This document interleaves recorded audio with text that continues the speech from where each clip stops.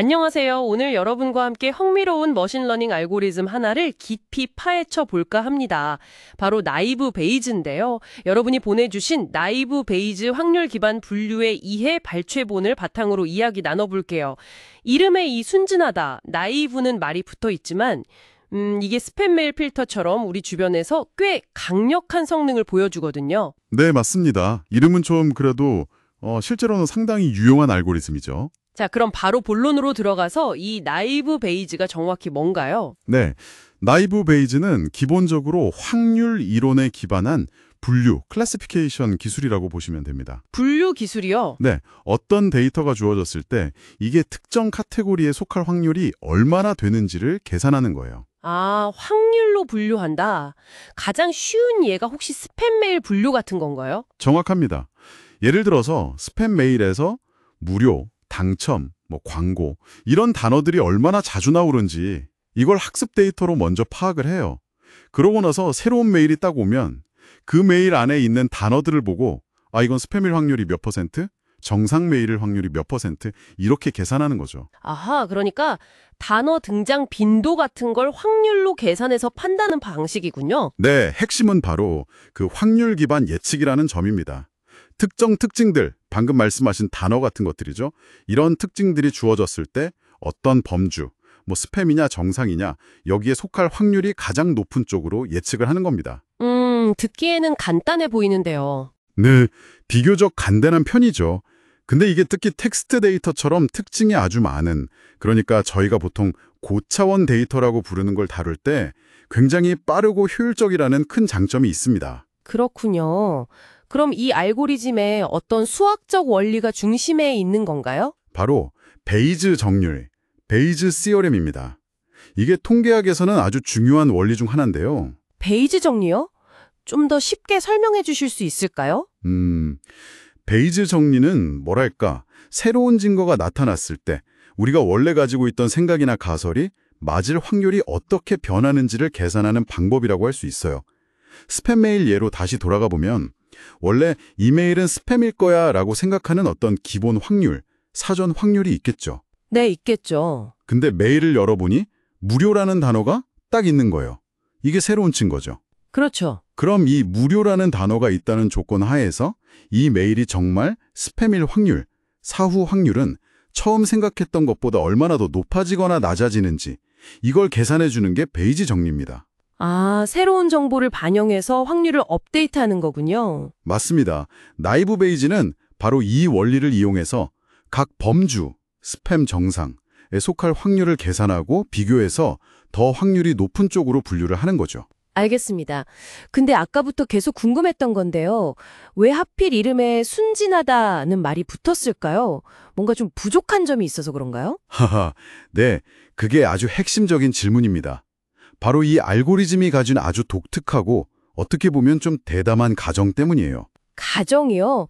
어떤 가정이길래 순진하다고까지 할까요? 나이브 베이지는 모든 특징들, 피처들이 서로 완전히 독립적이라고 가정해버립니다. 독립적이요. 그게 무슨 뜻이죠? 그러니까 특징들끼리 서로 전혀 영향을 주지 않는다고 보는 거예요.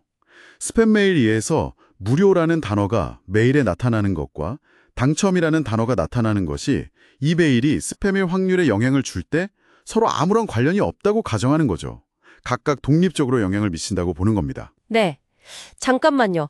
실제로는 무료랑 당첨은 같이 나올 가능성이 꽤 높을 것 같은데요? 그렇죠. 현실에서는 당연히 관련이 있을 가능성이 높죠. 무료 로또 당첨 이런 식으로요. 맞아요. 그런데 그걸 그냥 무시하고 다 따로따로라고 본다고요? 정말 순진한데요? 근데 그게 말이 되나요? 네, 그래서 순진하다는 이름이 붙은 겁니다. 현실과 다른 가정이긴 한데 놀랍게도 많은 분류 문제에서는 이게 꽤 잘 통합니다. 왜죠?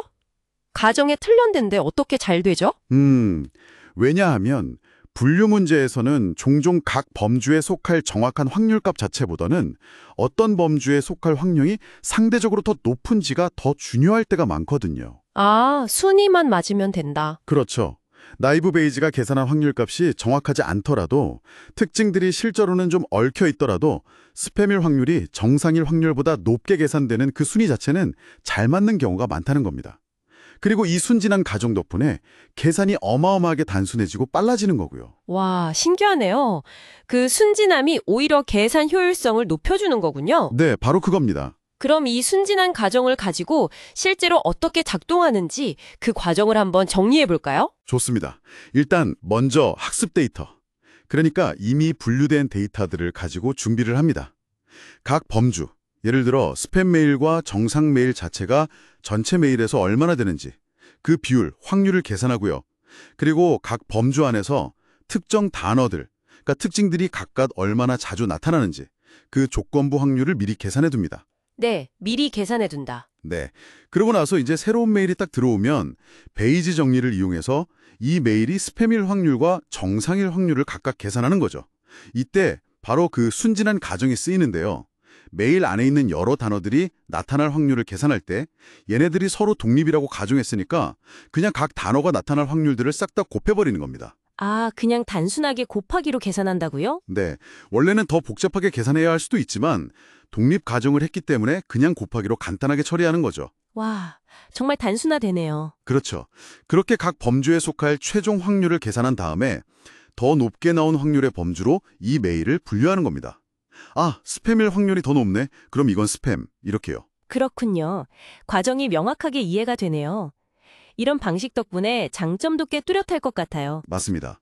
장점을 정리해보면 일단 계산이 정말 빠르고 효율적입니다. 네, 그건 확실히 그럴 것 같네요. 그리고 비교적 적은 양의 훈련 데이터만 있어도 꽤 괜찮은 성능을 보여주는 경우가 많고요.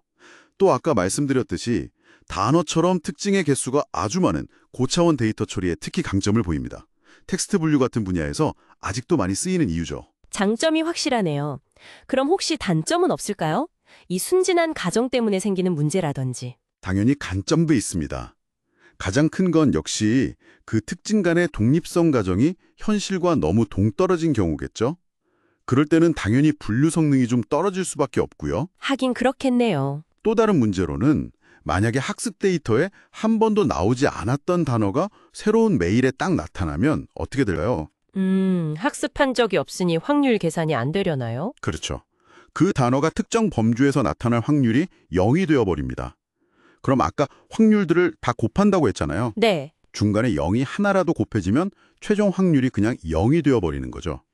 이걸 제로 확률 문제, 제로 프리퀀시 프로블럼이라고 부릅니다. 아, 그런 문제가 있군요. 그럼 그건 어떻게 해결하나요? 다행히 이걸 보완하는 방법이 있습니다. 라플라스 스무딩 또는 애디티브 스무딩이라고 하는데요. 아주 간단해요. 모든 단어의 등장 횟수에 그냥 1 또는 아주 작은 값을 더해주는 겁니다. 그러면 한 번도 안 나온 단어라도 확률이 0이 되는 걸 막을 수 있죠. 아, 약간의 보정을 해주는 거군요. 네, 일종의 안전장치 같은 거죠. 그리고 또 하나는 아무래도 모델 자체가 단순하다 보니까 데이터 안에 있는 아주 복잡한 패턴까지 학습하기에는 좀 한계가 있어요. 그래서 보통은 나이브 베이지를 단독으로 쓰기보다는 더 정교한 다른 모델들의 성능을 평가하기 위한 어떤 기준선, 그러니까 베이스라인 모델로 많이 활용되곤 합니다. 알겠습니다. 장단점까지 명확하게 짚어주셨네요. 오늘 이렇게 나이브 베이지에 대해 쭉 들어보니까 이게 확률이랑 베이즈 정리를 기반으로 작동하고 또 그 순진한 가정이 오히려 빠르고 효율적인 분류를 가능하게 한다는 걸 잘 알게 됐습니다. 특히 스팸 필터 같은 우리 생활 속 문제에서 왜 여전히 유용하게 쓰이는지 이해가 가네요. 네, 맞습니다. 비록 가정은 단순하지만 그 단순함이 특정 상황에서는 오히려 강력한 힘을 발휘하는 거죠. 많은 복잡한 문제에서도 여전히 훌륭한 출발점, 즉 베이스라인 역할을 톡톡히 하고 있고요. 여기서 이제 오늘 이야기를 마무리하면서 여러분께 한 가지 생각해 볼 거리를 던져드리고 싶어요. 어떤 거죠? 오늘 우리가 살펴본 이 나이브 베이지의 순진한 가정, 즉 모든 특징은 서로 독립적이다라는 이 가정을 이해하는 경험이 있잖아요. 네. 이 경험이 앞으로 여러분이 마주하게 될 훨씬 더 복잡하고 정교한 인공지능 모델들, 예를 들면 딥러닝 모델 같은 것들이요. 이런 모델들이 겉으로는 드러나지 않지만 암묵적으로 어떤 가정들을 하고 있을지 이걸 좀 더 비판적인 시각으로 질문하고 평가하는데 과연 어떤 도움을 줄 수 있을까요? 한번 생각해 보시면 좋을 것 같습니다.